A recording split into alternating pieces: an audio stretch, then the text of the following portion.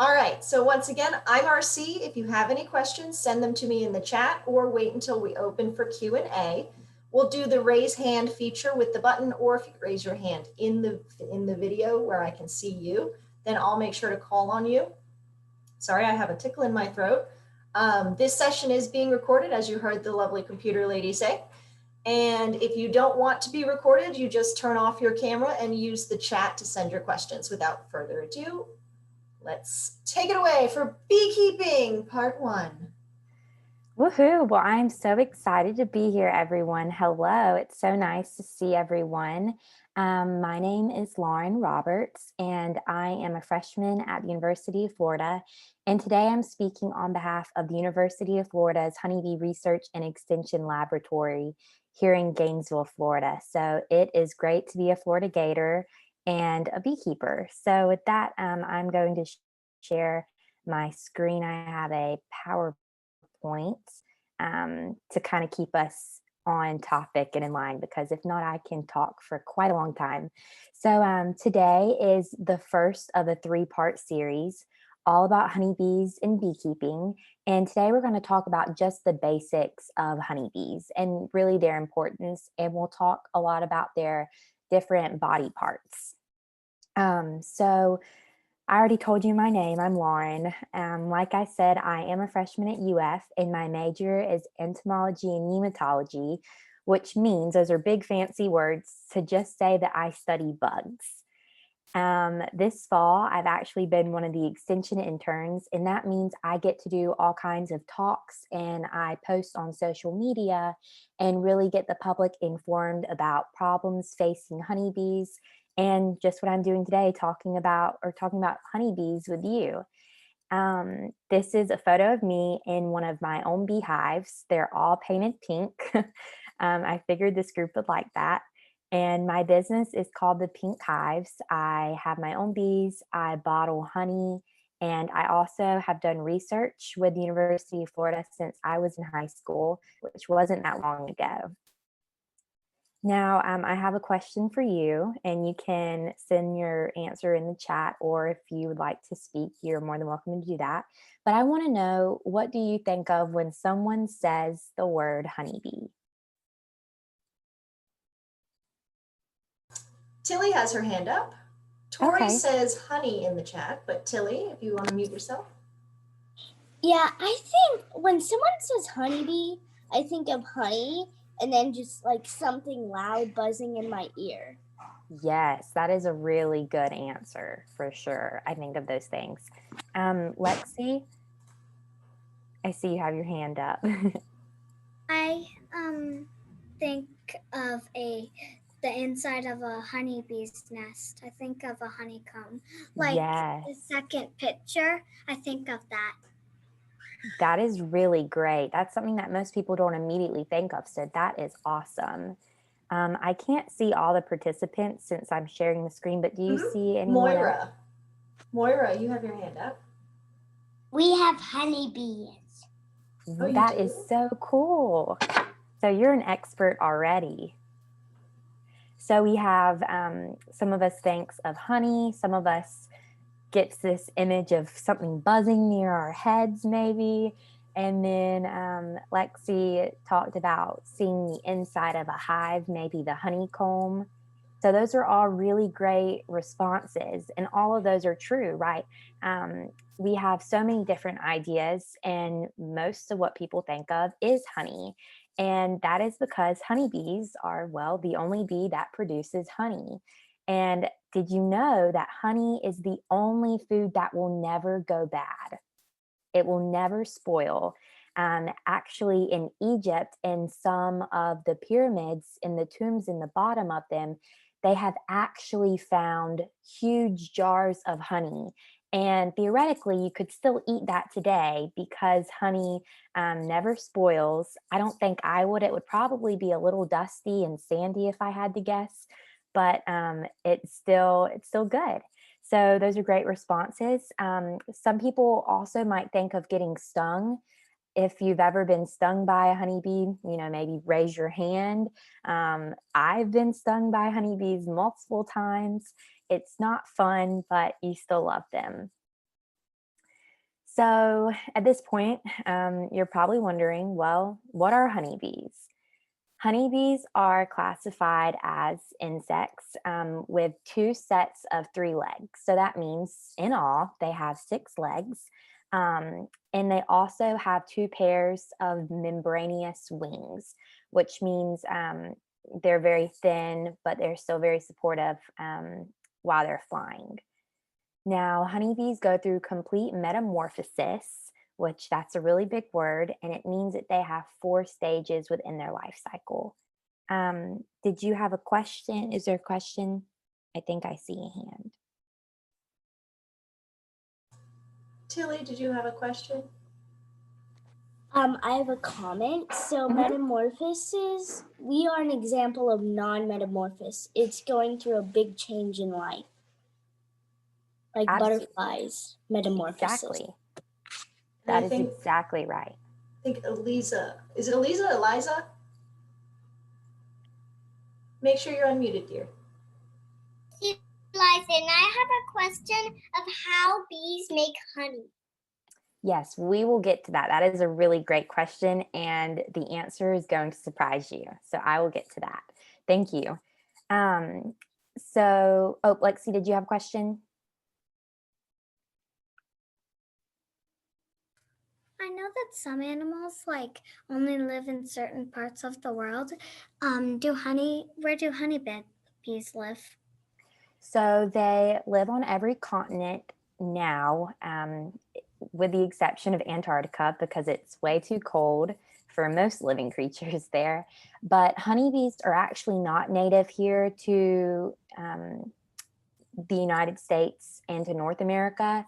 They were actually brought to Florida in the 1500s by European settlers. There's several different subspecies of honeybees, but here in the US, we primarily maintain and keep European honeybees because they produce a lot of honey and they're very gentle and they're easy to raise and grow hives. There's also another honeybee subspecies called Apis cerana, which is the Asian honeybee, and they have some really great benefits, but we just find that in the US and really in beekeeping as a whole, European honeybees are the easiest to kind of take care of. So great questions. One more feature of honeybees is that they possess a long proboscis. That's a fun word. And that means, or that's like their tongue, and they're able to extract nectars from flowers.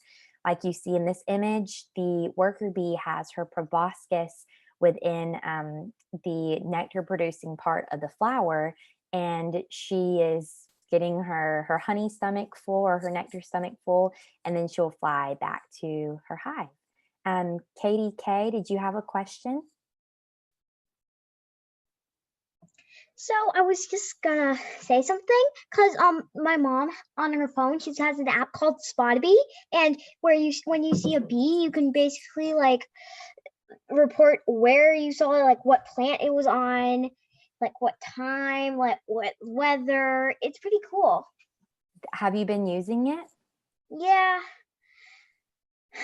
Yeah. I'm gonna have to download that. I did not know. That's super cool. Yeah, there's a lot of bees. There's so many different, there's over 400 different types of bees here in the US alone. So many different types. I'm going to have to download that app as soon as I get done. Thank you. Okay, so we're going to keep looking at some honeybee anatomy here. Honeybees have a protective exoskeleton with specialized hairs that collect pollen specifically on its back legs. So I know a couple of you are familiar with what metamorphosis is, so I'm sure these concepts are nothing new. But honeybee has 3 body segments. They have a head, a thorax, and an abdomen. Compared to wasp, honeybees have medium-sized antennas. They're not as long. And honeybees also have stingers that is used for protection and defense, but only the females have these stingers. Now, something that's interesting about wasps compared to honeybees is that wasp, whenever they sting you, they don't die. But with a worker bee, if she was to sting you, she would immediately die afterwards, because when she um, lodges her stinger within your skin, it takes some of her internal organs that are necessary for her survival. So wasps don't die when they sting, and honeybees do. So specifically looking at the wings here, they have segmented wings and they're connected by really tiny Velcro-like hooks, which is pretty cool. And they're called hamulus, and it aids them in flight. And to continue on, female worker bees have corbiculus, which is the pollen baskets on the hind legs. So we talked about having those hairs on the back legs. That's what the corbicula is. It's those long hairs, and they're specialized that when a honeybee lands on a flower, it's actually negatively charged. So the pollen will literally jump from the pollen portion of the flower onto the corbicula on the worker bee's back leg. So it's really cool, and it's really important for honeybees because that means that they spend less time collecting pollen because, well, it just jumps onto their back legs in a sense. Now let's talk about stingers, which is not the most fun. If you've ever been stung by a honeybee, you know this. Undoubtedly, honeybees are known for their ability to sting. Many of you have probably felt this. And this goes for all honeybees.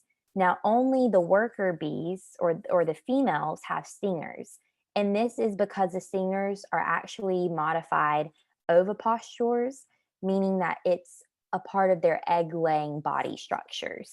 Now, I just mentioned that when a worker bee stings you, which is a female who is not laying eggs, she will die because she's losing part of that important body structure. But for a queen bee, just because she stings doesn't mean she will die. So I'll talk about that in, I think, a few slides over. Zooming out on their social lives. Now, honeybees are truly incredible and cooperative social lives, right? You might have heard the phrase, well, you're just as busy as a bee, and that is true. And honeybees are a pretty cool group of organisms. They are eusocial, which means living in a colony with divisions of labor. So each bee in the colony has a different task dependent on how old they are. And a colony can often be referred as a superorganism. So you and I, we're just an organism, but a group of bees, just like in this image, is actually called a superorganism. And it's one of the few organisms that can be described as that. So that's pretty cool. Remember that. Superorganisms are characterized by the fact that as an entire unit, they can accomplish things that would be impossible without the collective effort of members, such as thermoregulation and swarming, which thermoregulation just means regulating the temperature. Like our AC in our house regulates how hot and cold it is. That's exactly what honeybees are able to do in the hive as well. And like I mentioned, a hive can be viewed as really its own organism, which is super cool and unique. Now, there's a couple characteristics of eusociality. The first being cooperative brood care, meaning that the workers care for the young. Oh, I'm so sorry, Eliza. Did you have a question? I see your hand up. Yes, and I got a question of how do all the bees look the same, and how will you know how the queen bee looks like, and what if the queen bee looks the same as the worker bees? That is such a good question, and we're on the perfect slide for that. So in these two images, you see on the top image, these are all worker bees, right? Worker bees are not as long as the queen bee, right? We learned about how a honeybee has three body parts: the head, the thorax, and the abdomen. The abdomen of a queen bee is longer. So if you look at the bottom photo, can you spot which one is the queen bee? Perfect. Thank you for the annotation. That one has the longer abdomen. And you can also kind of tell another clue is that her thorax is bald and it's shiny. You see the middle portion of her body, that's the thorax, it's shinier. And so that's something that is a great indicator whenever you're looking at a frame of bees, which one is the queen bee. And it's pretty easy when you're in a beehive because the other worker bees, right? You see in this image how they're looking at her. That's their queen. So they're going to give her their full attention and love and care. So most of the other bees will be pointed towards the queen bee, attending, feeding, or they'll be getting out of her way so that she's able to move freely about the frame and lay eggs. So that was a really great question. And I hope that was a good answer for it. Adeline, did you have a question?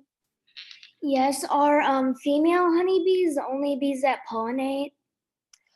That is a really great question. And the answer to that is yes, but there's two different females in the hive. The worker bees are the only bees that will go and pollinate because the queen bee, she's laying all of the eggs for the hive. So her main task is to lay eggs.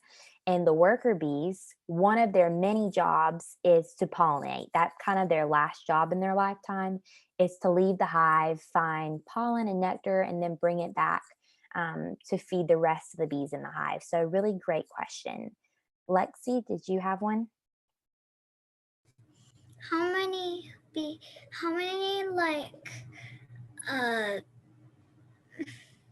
eggs does she usually lay? Like we usually have one baby. How many does she usually have?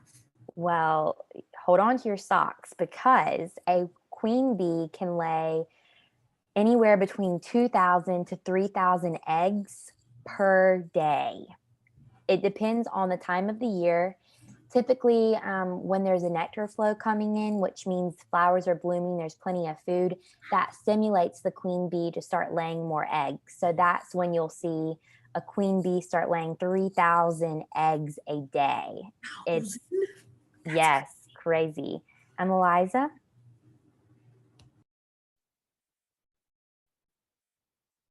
How many bees are there? Right, that's a good question, and it depends on the size of the hive. In a typical hive, I would say there's anywhere between 1,060? More than that, probably 40,000 to 60,000 worker bees.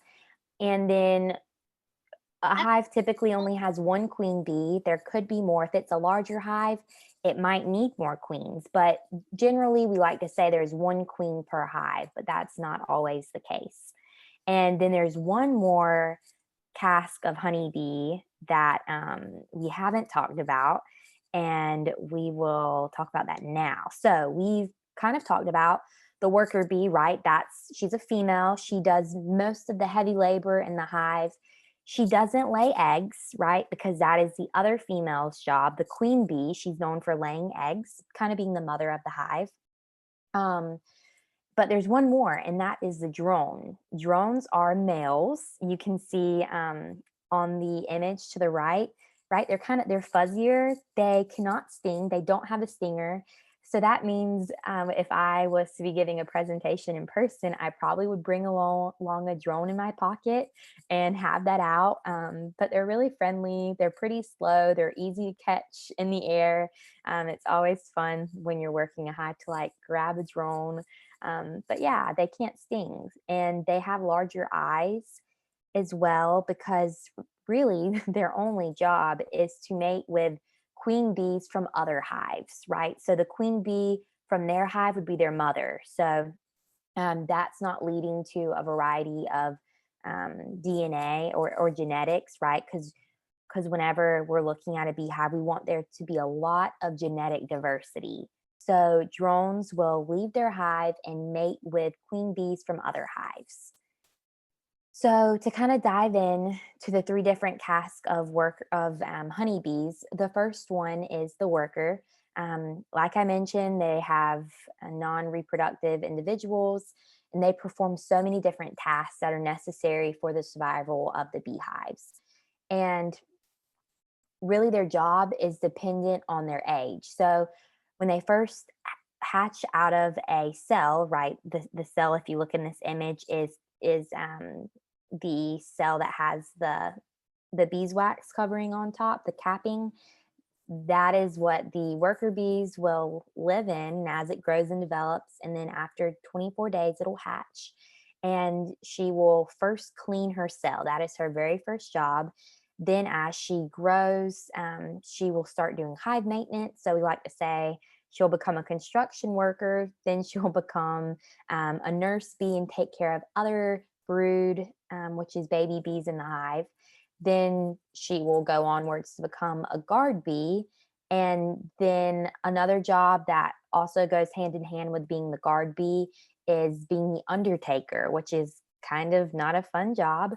And that means if there's dead brood in the hive or if there's dead bees, that bee will actually drag the body outside of the hive, because if it doesn't, then ants will come and that would be a really big mess. So it's really important for bees to also be clean and hygienic in the hives.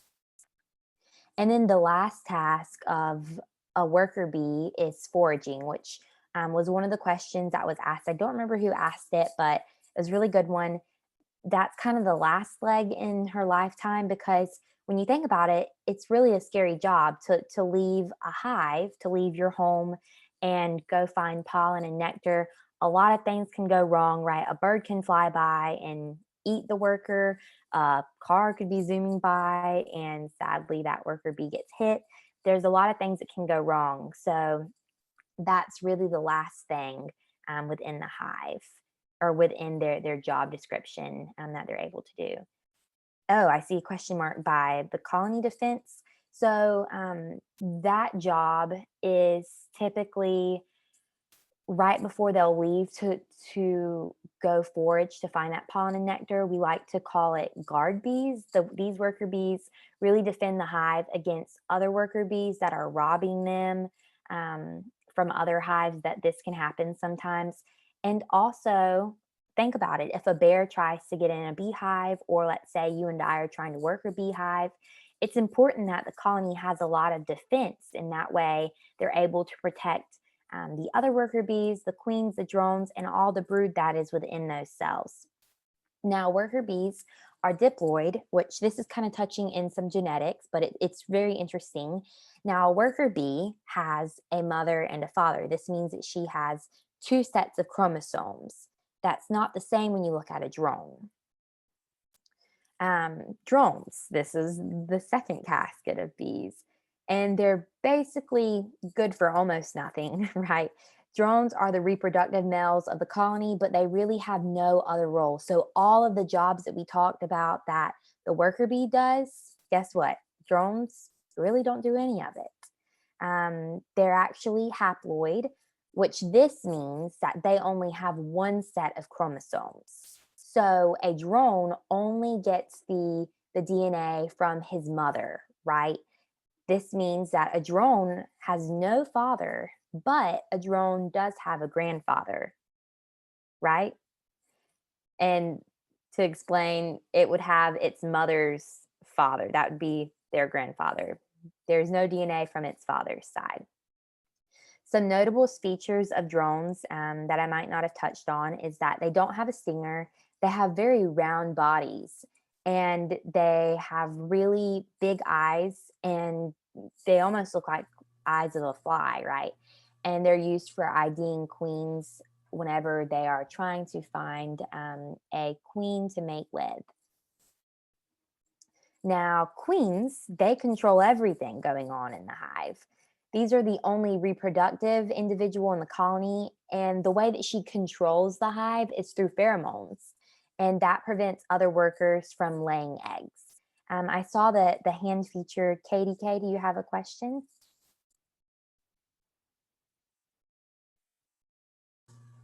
Yeah, I was just wondering, how do you draw on the screen? I'm just wondering.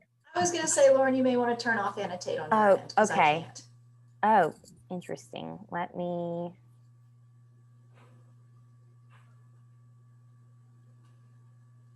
Do you So know in the how top to? bar where you hit the 3 little buttons where it says more, there'll be a disable annotate for participants. When you push view options, it'll say anti and then click that. Okay, thank you. I think we got it now. Okay. But to wait. answer your question, drawing on the screen is the annotate feature in Zoom. But we don't want to be drawing on the screen while she's trying to talk about what's on the screen, because then you can't see it. But I still don't know which button that is. That's because it's disabled at this point, so the button would not show up. Okay, got it. Can everyone see the PowerPoint still? Yes. Okay, perfect. Okay, Lexi, for your question. Crystal clear. I can see it perfectly. So in the pictures, some bees are like kind of orangey instead of yellow. Like In this photo? they're kind of more orange than the other yellow bees, but why is that? Right. So just like we have different tones of skin, honeybees also do. There's different subspecies. For example, the Italian honeybee, which is still a European honeybee, but it's a race of the European honeybee. She has a very yellow, like you mentioned, kind of exoskeleton color. But then if you were to look at Russian honeybees, they're very dark, just like this drone is kind of darker. So like I mentioned, it's one of the ways that we can identify different races of bees. But in all honesty, bees here in the US are mutts, meaning that it's a mixture of all of the different subspecies of the European honeybee. So it's not a great way to identify what subspecies of a bee is when you look at it by just color alone. But that's a really great question. Was there any other questions? There's quite a few hands up. Okay. So some of y'all don't have your first names on, and some of y'all, I don't know if it's your name or the adult's name, so I'm just going to read the name that it says on the screen, just so you know. So Atosha, I'm not sure how to say that. Sorry. Please correct me.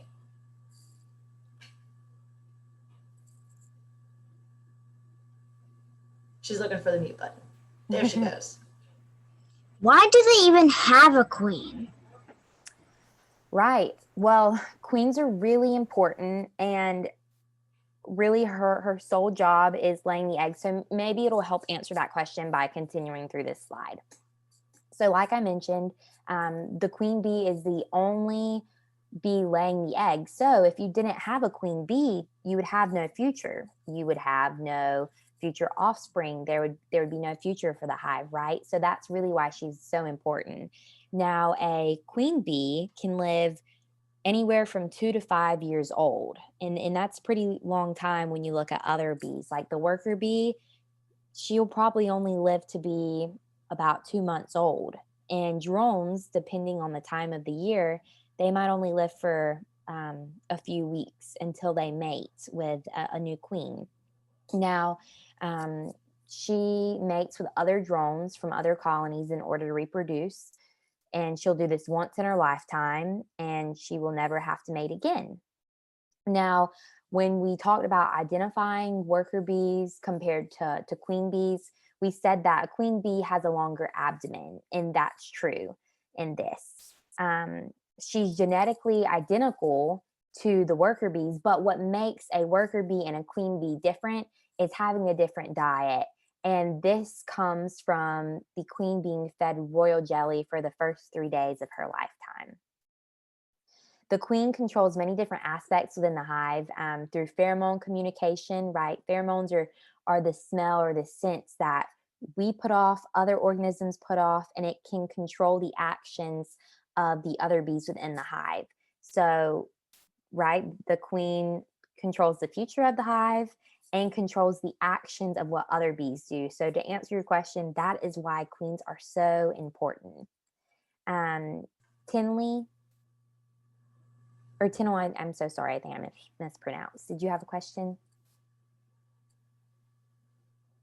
Tilly? Oh, Is that who you're Tilly, calling I'm on? so sorry. Yes, I Yes. apologize. So what was the biggest amount of bees you've ever worked with?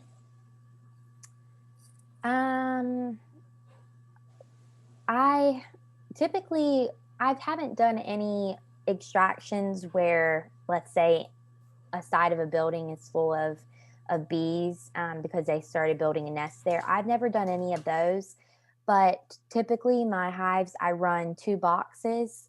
So to put that into a number, that's about 80,000 bees. And yeah, so it's really cool. And actually, within the very last presentation I have prepared for you in the future, I think it will take place in December, but we'll talk all about beekeeping. So we'll talk about all of those things in regards to working a beehive. Marley So, there's a couple other hands if you don't oh, mind. okay, yeah. Marley's had her hand up a while, so Marley. Are all bees related? All bees are not related. There's different genus of bees. For example, bumblebees and honeybees. They're two different. The scientific name for bumblebees, the genus is Bombus, whereas for honeybees, it's Apius. So this also means that they also a bumblebee and a honeybee could never produce offspring. So to dive a little bit deeper in that question, honeybees, if it's within the same species, can mate with each other. They can be related to each other. But there's just so many different subspecies. Like I said, the bees that we keep in the US are mutts, so to say, because we've just bred so many different subspecies and races of honeybees in order to produce a bee that's not purebred, right? We don't care about having a pedigree like you would with dogs. What we care about is really the longevity of a beehive, how much honey is being produced, and how well it's able to protect itself from diseases. So I hope that answered your question in a sense. I can't see all the people with their hand raised, so Austin has her hand up. okay, sweet. Can you hear me? Yep. Okay, my question is approximately how many bees can you have legally in the US? Like raise. How many bees can you raise? That's a good question. And honestly, the answer is how many bees that you have enough time for. There's not a limit on how many bees that you have to pay, but it is mandated by the state of Florida that you have to be registered with the Florida Department of Agriculture and Consumer Services if you want to have even one beehive. So if you have anywhere from 1 to 10 beehives, you're labeled as a hobbyist beekeeper. That means you just have bees for fun, right? I'm a hobbyist beekeeper. I only have 6 hives. Now, if you go above those 10 hives, anywhere from 10 to 250 hives, you're classified as a sideliner beekeeper. So this means that you have bees, you make money or income off of raising bees, but you might have another job. That might just be a side job.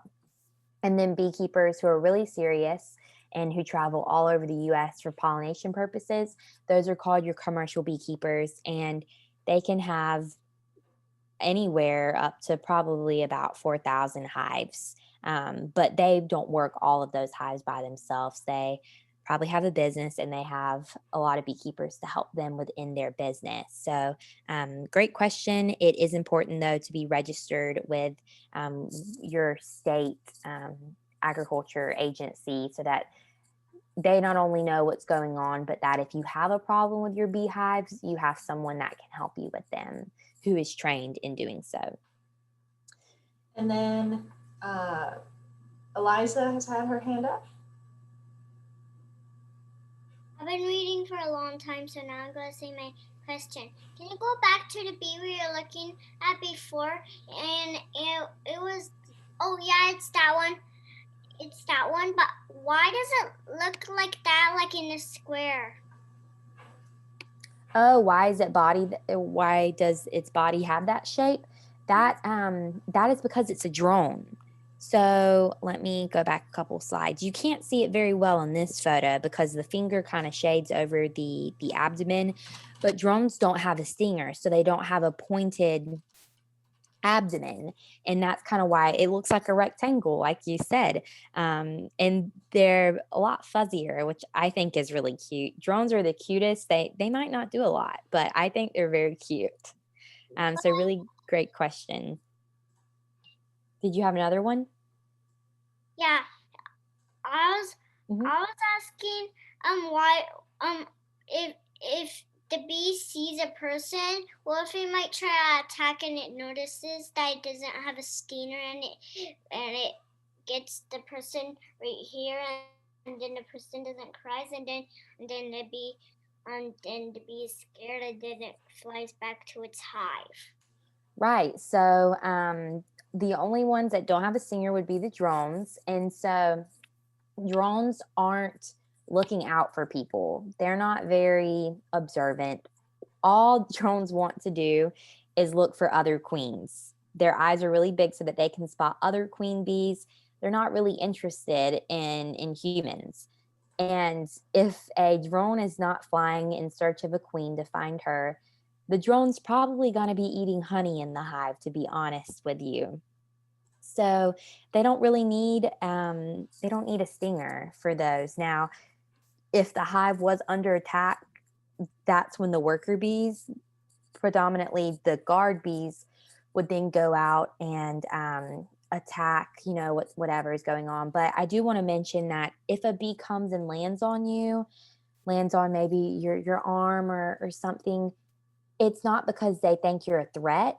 If you're just walking, minding your own business, it probably just wonders if you're a flower, right? They're constantly busy. Worker bees pollinate a lot of flowers, and so it's just visiting, checking you out.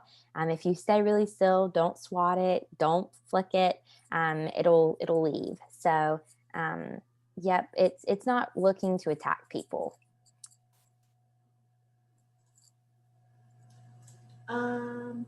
Let's see. Someone had their hand up for a while. Katie K has had her hand up for a while.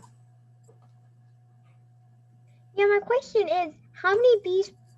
Oh, wait, sorry, somebody already did that question, didn't they? How many are in a hive? Yep. Yes. Somebody did that question already, did they? It's okay. Anywhere between 40,000 to 60,000 bees within a typical hive size. Well, wait, I thought of a different question. Mhm. What is the tiniest hive in the world? What's the tiniest beehive in the world? Probably, I mean, I don't have an exact number because it will range, but a swarm is when it's how honeybees reproduce. And so half of the bees within that colony, along with the old queen, will actually leave the hive and they will go off to find a new place. And that's probably the smallest hive or colony of bees, I would say. And then they'll find a new home, whether that's in the side of a building, it might be within an old hollowed out tree trunk, and then they will begin growing. So that's definitely when a hive is the smallest, is during its swarming stage. Okay, so we're going to pause on questions so we can keep moving forward, but we'll make sure to answer questions at the end. Yes. I'll save plenty of time. But really great questions. Y'all are a very smart group of young ladies, so I'm very impressed. And I'm going to try to speed through the rest of this. So make sure you write your question down or, send it, and I'll definitely answer that at the end. Okay, so speed reading now. So what exactly makes a queen a queen? Well, I mentioned that really the only difference between the queen and the workers is her diet during the first 3 days of her life. So a queen bee will be fed constantly with royal jelly, right? This is a very special food that is secreted from the mandible glands of a worker bee, right? And so food is continually available to the queen bee, whereas worker bees, they have a different diet. They mostly eat brood food, and then they're only fed on an as needed basis. When there's not any more food in its cell, that's when it will be visited and fed some more food. A really quick overview of the honeybee life cycle, the 4 stages. The very first one is it's an egg, and it's actually smaller than a grain of rice. So it's really hard to spot. But if you look inside the first image on the left, you can see these really tiny kind of grains of rice. And is the egg of a honeybee. And then it's going to go into its larval stage about 3 days after that, and it starts to grow into kind of a C shape. That indicates that it is a healthy honeybee larva. And then it starts to grow and go through the metamorphosis, like we talked about earlier, and becomes a pupa. These are the first 3 stages, and this is all taking place inside of the cell. And this is what we refer to as brood. You've heard me say that a couple of times now. Brood is in any of these stages, any of these 3 stages is the brood or the future of the hive or the babies, right? You can think of it that way. And then when it finally hatches or chews through the capping, it then is an adult, and it's the first job that it would probably have. This is a worker bee in this image. That's why I say it's the first job, is she will clean out her cell, and then she'll go through all the other jobs that we previously talked about. To dive in a little bit further, the egg stage, right? It's really difficult to see. There's only 1 egg per cell. If things are normal, sometimes if the queen is getting old, she might be, losing her brain a little bit. Just saying that funnily, and she might start laying a couple eggs per cell. And then in that case, that means your queen is probably not at her full capacity, and she's on the downward end of her longevity. So she'll probably be replaced. Next up is the larval stage, right? We mentioned kind of looks like white grub. It's in the C shape. They'll remain in the stage for up to 9 days. Then we have the pupa stage. This isn't visible. I didn't make note of that, right? This is a cross-cut section of a honeycomb, and that's the only way we can see this. If you're looking at just a frame of bees, you would not be able to see the pupa stage.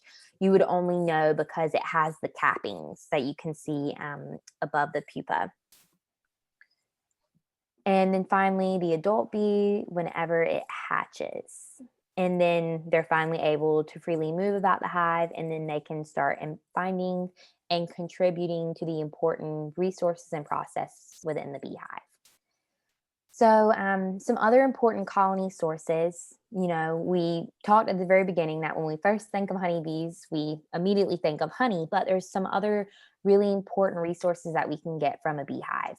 And the first of those is pollen, and that comes from the anthers of a flower. It's really important that honeybees have pollen because that is their source of protein, right? Just as we rely on eating legumes, nuts, maybe meat, if that is a part of your diet. That's where we get our protein sources from. But pollen is the only way honeybees get their protein source. And it's really important for brood development.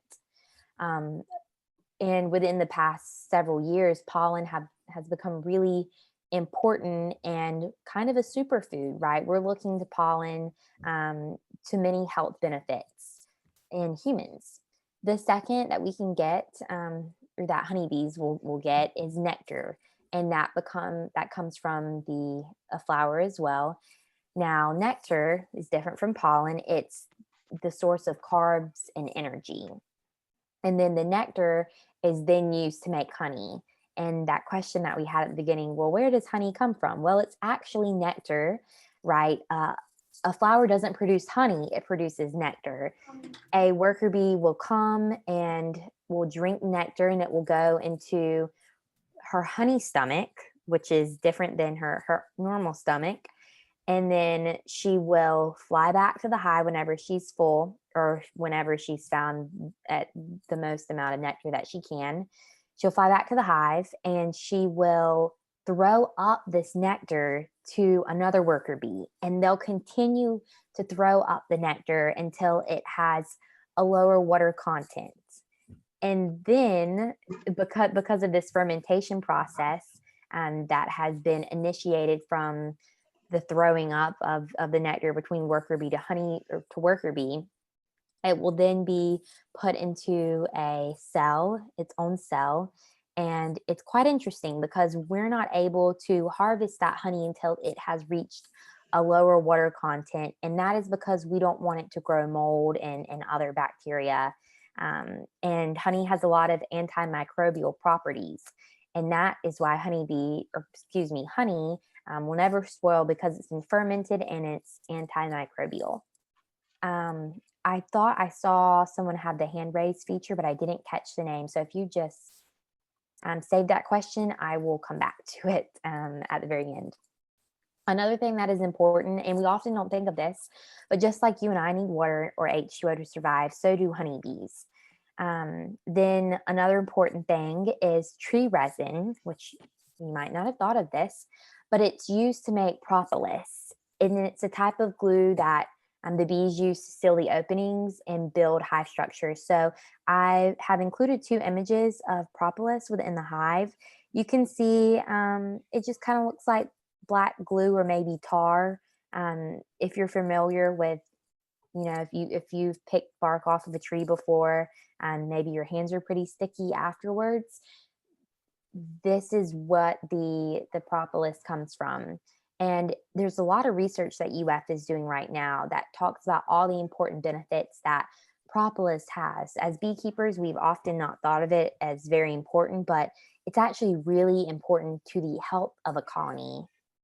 So we've talked about bees, we've talked about their body parts, what they do, kind of some fun questions.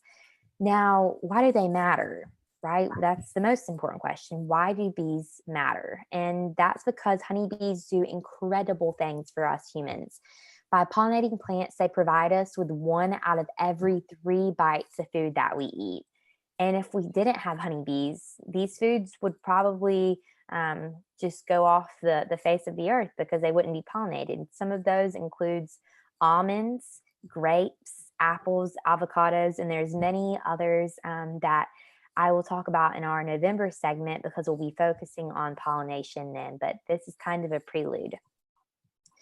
And then pollination is really the most important things bees do, but there's a lot of byproducts that are beneficial to humans. Some things like beeswax that goes into lipsticks, skincare products. Honey is a really great source of carbohydrates and energy for not only bees, but also for us humans. Who doesn't love some honey within their tea if their throat's feeling sore? That's what I need to have after this is a nice cup of tea with some honey. Pollen and beeswax that can also be made into candles. So a lot of different items. So that kind of wraps up my presentation that I have prepared within the PowerPoint. Now you know some basics of honeybees, and I really appreciate your time and attention. So I got a hand clap and a thumb raise feature. Thank you. So I'll go ahead and answer those questions, and I'll try to keep it short, but I do want to answer as many questions as I can get to. Okay, let me start with the ones that I've collected from in the chat, just so we Perfect. can get those out of the way. Sorry, having headphones on, I feel like I can't hear myself talk. Why do bees buzz? Why do bees buzz? That is kind of a question I haven't thought about, but essentially it's just the vibration and the movement of their wings. That's why they're buzzing. Now, if you're looking at a frame of bees, right, they're on the frame, they're not moving, but you might still hear a buzzing noise. That is because in some cases, the worker bees are still fanning her wings. And we mentioned the term thermoregulation. It's really important in keeping that air temperature at about 93 degrees Fahrenheit in the hive, but it's also important for air to be circulated through the hive because it speeds up the fermentation process of the honeybees. So that's kind of why, you hear the buzzing noise is because of the movement of their wings. Okay, and then what is a bee's favorite food? Well, there's a lot of it depends on the time within its lifetime. Royal jelly is really important for the development of the queen bee. None of the other bees would get royal jelly in the hive. So that's probably a queen bee's favorite food is royal jelly.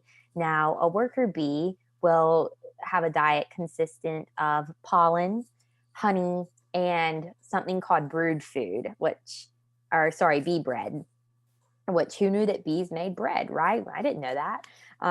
That is just a mixture of different ratios between pollen and honey that is then stored into a honeycomb that can be consumed later on. So it depends on the type, but I would say that the pollen, the honey, and the bee bread is some of their favorite food. Speaking of honey, why do bees make honey? That's a really great question. So bees make honey because, like I said, that is their biggest source or only source, of carbohydrates and energy. So in order to fly all those long distance, to do all of the many roles that they do within the colony, they have to have some energy. Just like, you and I might get our energy from sugar or caffeine. This is how bees get their energy. It's from honey. And it's important too that honey never spoils because in the wintertime up north where it gets very cold and chilly, honeybees aren't really able to leave the hive and forage for pollen and nectar. So that's why it's important that there's always a very good storage of honey in a hive. Good question. And then the last one from the chat, why do drones have such short lives? So drones, their lives are really dependent on the queen bees in the area. So a drone will immediately die after it mates with a queen bee. And so that's why its life really is dependent on that. Now, there's certain times of the year when drones aren't within the hive. So typically in the spring, there'll be a very high population of drones because a lot of queens are leaving to go on their mating flights. But in the winter, right, there's not a lot of drones in the hive. I'd probably say there's a few to none during the winter. And that's because drones don't do anything. And all they're going to do is eat up the honey that's within that hive. And the worker bees, they don't want that to happen. That's their hard-earned honey. So the queen won't lay drones before that winter season. All right, and now to the hands that I can see. Bronwyn. How do they choose a new queen bee? So a new queen bee is born, and this can be for one of two reasons. The first reason is because the hive needs to reproduce, and the way that they reproduce is by a swarm. So we talked about a colony being a superorganism, right? It has thousands of individuals comprised within. Now, to produce, they wouldn't make just one honeybee, right? It would have to be another very large group of bees. So this is how this will happen. Like I mentioned, the old queen and half of the workers will then leave and find a new home, leaving behind a new queen within her cell. I didn't include an image of a queen cell, but when I come back in November to speak with you all, I will make sure to have an image of a queen cell because they're very interesting looking. And the queen will hatch within 17 days and she will go on her mating flight. Then she will leave the hive with half of the worker bees, and that's how that will occur. All right, Taylor.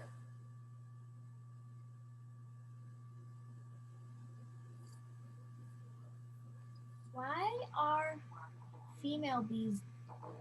Why are female bees the only workers? So I get that is a really good question.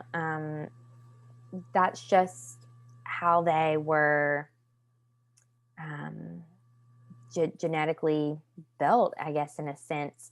You know, the drones, really their only purpose is to mate with queens. They have no other competition. So that kind of makes sense. If your only job was to, you know, mate with the queen, why would you put all this extra effort into doing these other tasks that aren't required of you? But to add on to that, drones don't have the features, like they don't have a stinger, they don't have pollen baskets on their back legs. So it would make it incredibly hard to almost impossible to a worker bee to, or excuse me, for a drone to do the same task as a worker bee. So I hope that answers your question. Meredith. So, like, can like a bee get sick?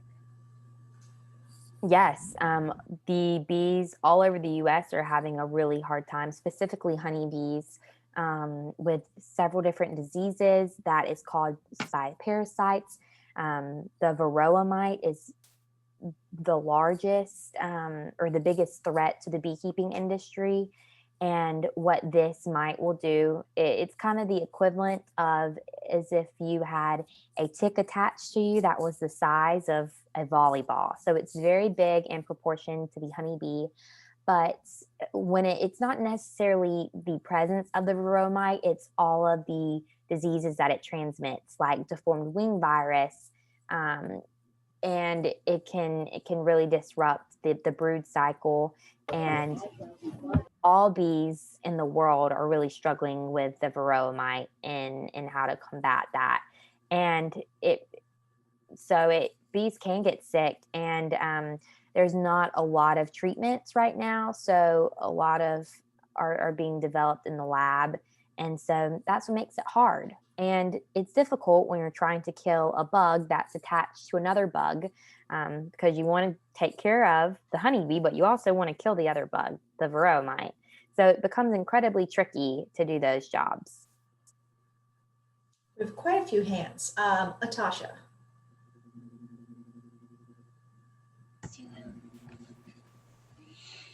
Why when they sting, they die? Because whenever the worker bee is putting her stinger within your skin, in order for it to stay there, she has to fly away from her stinger, which sounds crazy. But as she's doing that, right, the stinger's lodged within your skin, it's pulling out some of her internal organs that are necessary for her survival. So that's why the worker bee will die upon stinging. Austin. I have two questions. First question is how do they make the beeswax that holds the honey in the hives? That is actually secreted from special glands on the abdomen of the worker bees. It comes off as sheets. It's very cool. I will also make note to include an image of that when I come back and talk to you in November.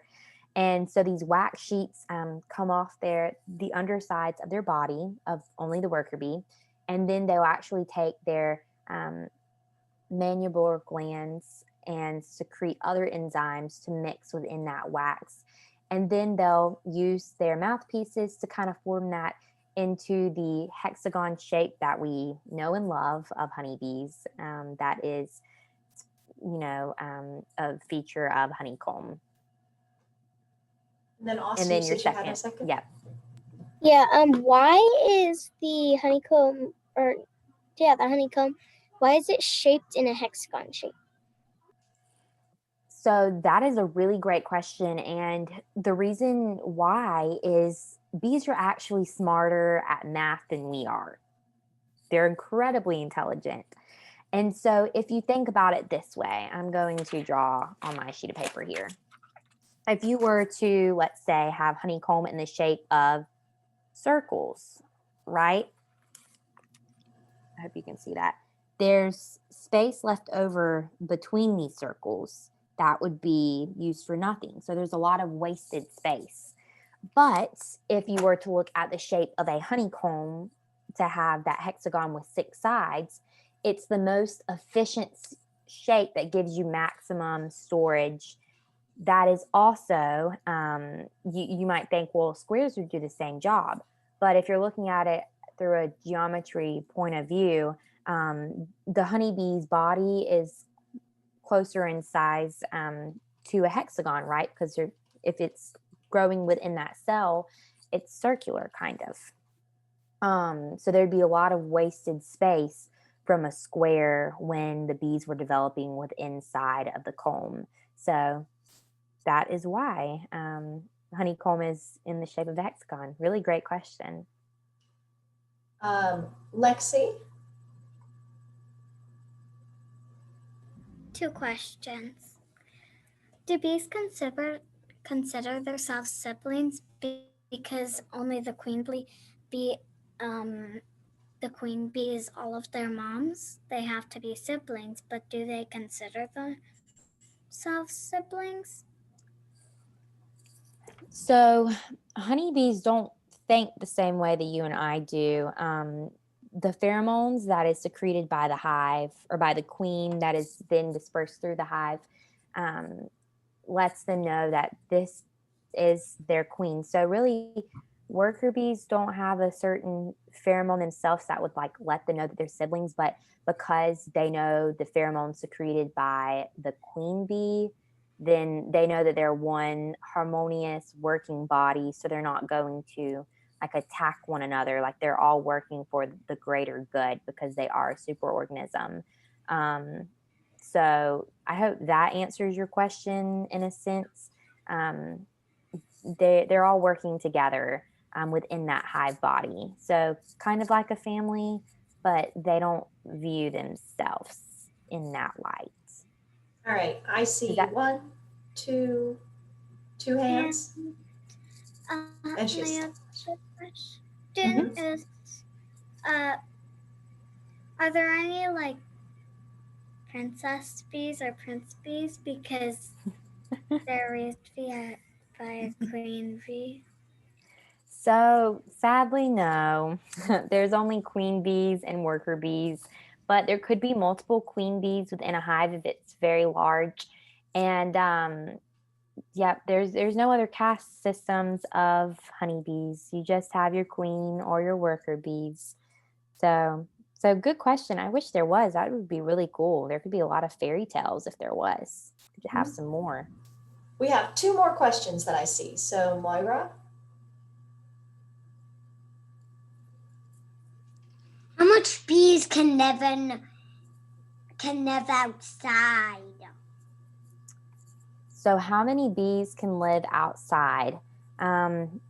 Honestly, that depends on the resources available. If there's a lot of pollen, if there's a lot of nectar being produced, then there can really be an unlimited number of hives. But that's not how the world works. There's always limits to what is present, not only in nature, but in the world.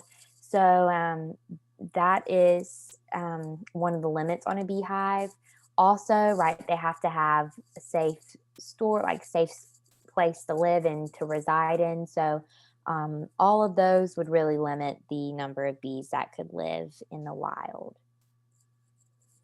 All right, we're going to take 3 more questions because I missed the hand up for Adeline. Okay.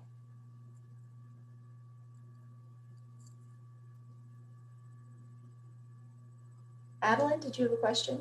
You have your hand raised in the little box.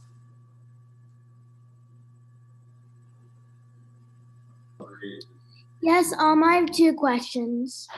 Okay. What kind of intestines do bees have, and how small are they?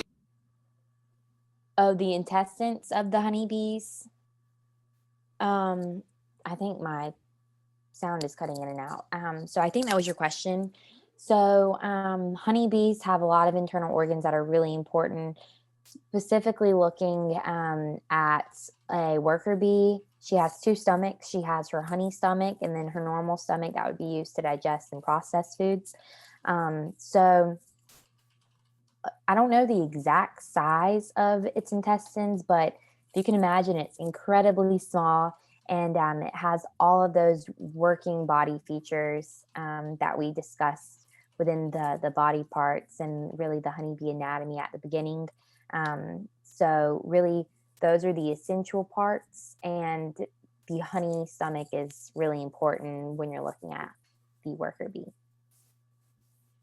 All right. Marley, What part of the body does a queen bee lay her eggs? So the queen bee actually has ovaries, which is where her eggs are formed and developed. And then she has this really cool feature within her abdomen that allows her to store the future DNA of her offspring from their father.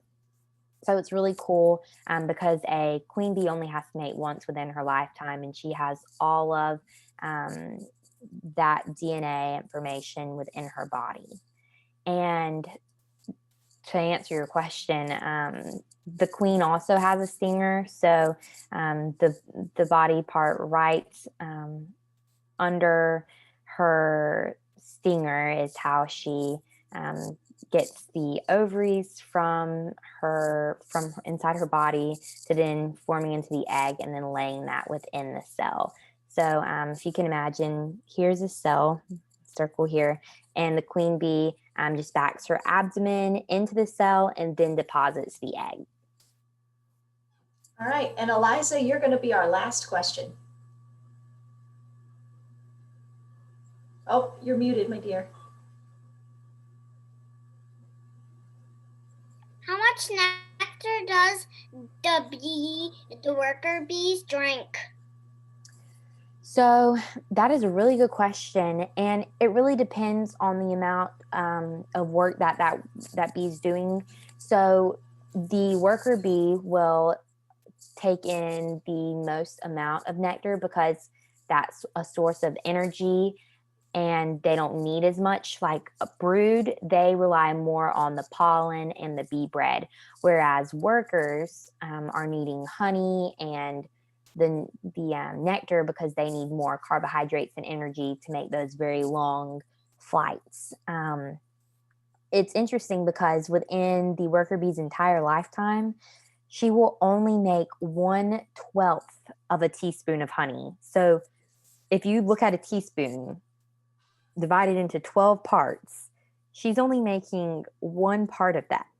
So not a lot. Is how much she produces. All right, so that was our last question. Thank you guys for being here with us. If you guys have any thank yous to say to Lauren, thank you, Lauren, for starting us off with a really fun introduction to the basics about honeybees. If you haven't already registered for the next 2 parts of this program, there's one in the first week of November on pollination and one in the first week of December on the intricacies and the fun and the skills needed for beekeeping. So there's 3 of these. You don't have to register for all of them if you don't want to, but you are more than welcome to. But I'm going to stop recording, and everyone have a good evening. Thank you. You all were